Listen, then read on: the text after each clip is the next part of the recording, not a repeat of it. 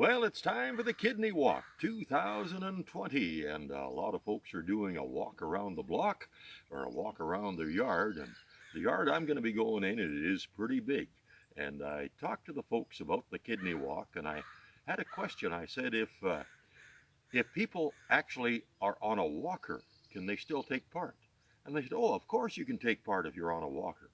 So I have a horse that might have some Tennessee Walker breeding way back in her background. And that's the walker that I'll be on. Her name is Cody. So come on along and let's see if we can get her attention and give her some breakfast before we start it. Come on, Cody. Give you some breakfast and then we'll do the Kidney Walk. You ready?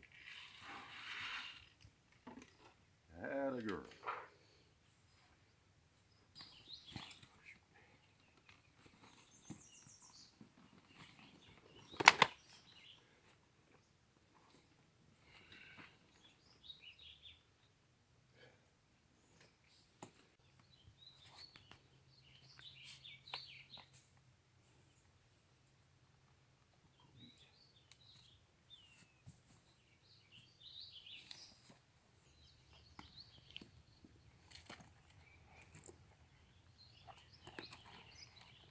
Oh, I did it.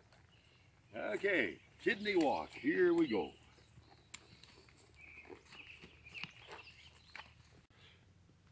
Okay, Billy, you were saying what? I'll come and check to see if you come out of the creek okay. Okay, and you said if I'm not back within 2 hours, you'll come looking for me? About that. Yeah. Okay, let's head out. Careful. Yep.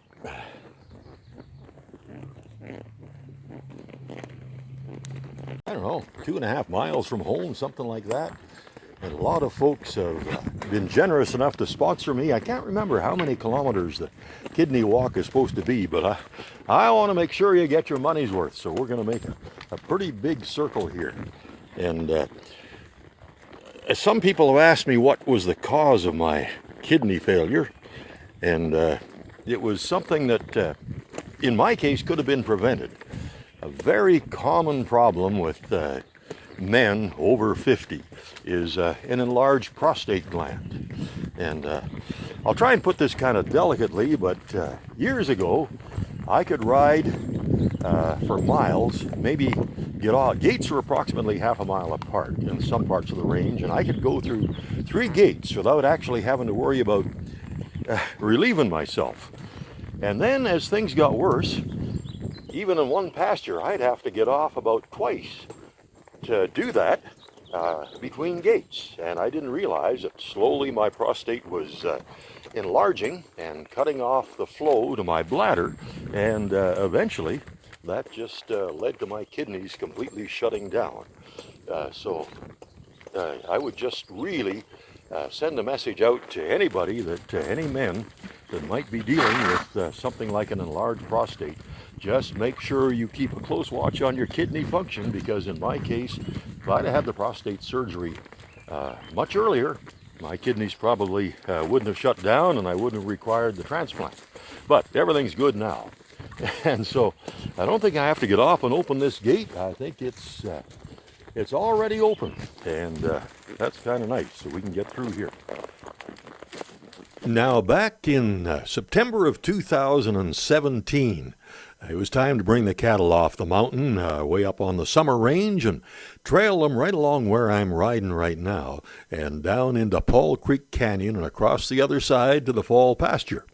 And as I headed out the yard in the morning to do that, Billy reminded me, she said, don't be late, because remember, you've got to be in Kamloops at 1 o'clock this afternoon to do dialysis.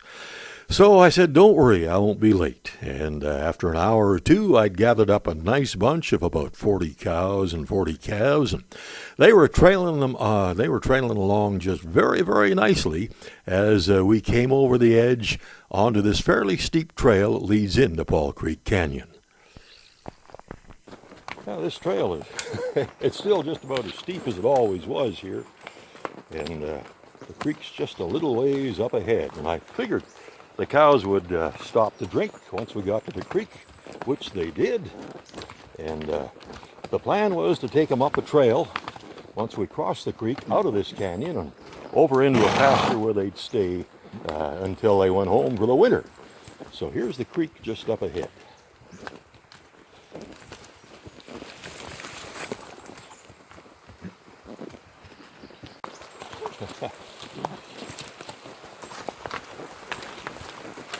Yeah, it's running good and high this spring, that's for sure.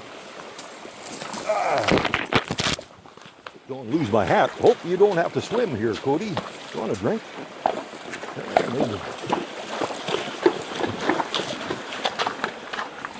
Okay, safely across the creek, and now, after the cows had a drink, they started up this trail, and over there is where they are supposed to go. That's steep, but it's fairly wide, but I was a little slow getting across the creek, and instead of going up that trail, there is another deep gorge that a creek runs down just to the left of that trail, and that's the way those cows went. So I didn't know if we could get up through there or not, but I thought, well, if the cows can get up there, Cody and I can do it for sure. See, there's a log across there now. Anyway, halfway up that gorge, the cows bellered and took off on the run, and I'm in this very dangerous area, and Cody starts to buck, which she very seldom does.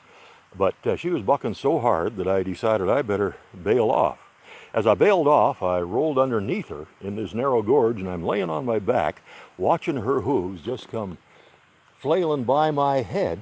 And I realized that the cows had stirred up a hornet's nest, and they were stinging her in the belly, and that's why the cows took off. So I finally got to roll out from underneath her, and she took off up that gorge after the cows. I came running back down here, and I got stung 4 or 5 times. By now, my hat was all mashed up. My shirt and jeans and chaps were covered with mud. My face is all muddy, and I scrambled back up this bank right here, and I caught Cody about a mile and a half away. She was just up there eating grass.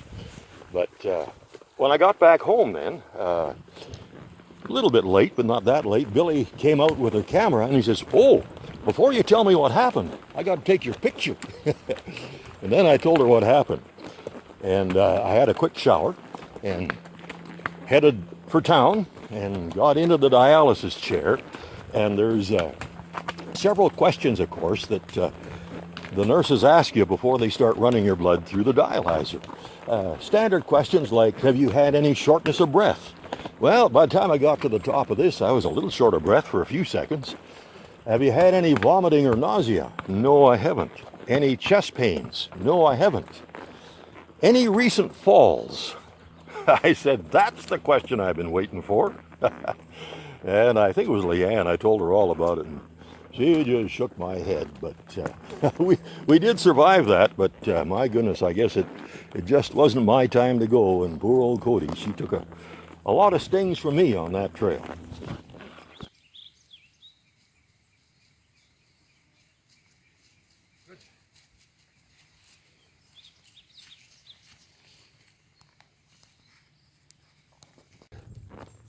We'll be breaking out of the heavy timber in a very short time, and by now, I guess we have covered somewhere around, I would guess, about 7 miles. So I don't want to shortchange all of you folks that have contributed to the sponsorship for me for this kidney walk. And I was just thinking how, ride-a-thons and walks have done a great job raising funds for places that really need it. Reminds me a lot of Curtis Anderson's brain injury trail ride. Curtis, of course, an amazing story of how he recovered from a severe brain injury after a bull riding wreck, and now he puts on this trail ride in north central Alberta every year, and they raise a lot of money for brain injury research, and we have taken part in that, actually. And it's just too bad that because of the pandemic situation, Curtis isn't able to hold his trail ride this year. But I want to thank all of you folks who have been so generous in sponsoring me for this kidney walk. Rest assured that those funds will do a world of good for people that are really, really in need. And I also want to thank the Field Ranch, the Seven Ranch, and the Dalglish Ranch for providing this stunning landscape that I've been able to do this ride on. And I know that the other walkers are doing a great job. The other thing is, of course, as I mentioned, if you're a man in your mid-50s and you have some prostate problems, make sure that you get it looked after. That's not hard, and you feel so much better, and you might save your kidneys at some point. There's ranch headquarters over there as we're heading down the home stretch.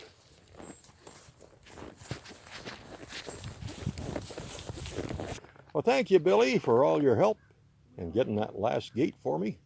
I hope that you had a good ride. Sure was. And raised lots and lots of money. Lots and lots of money. I like your t-shirt.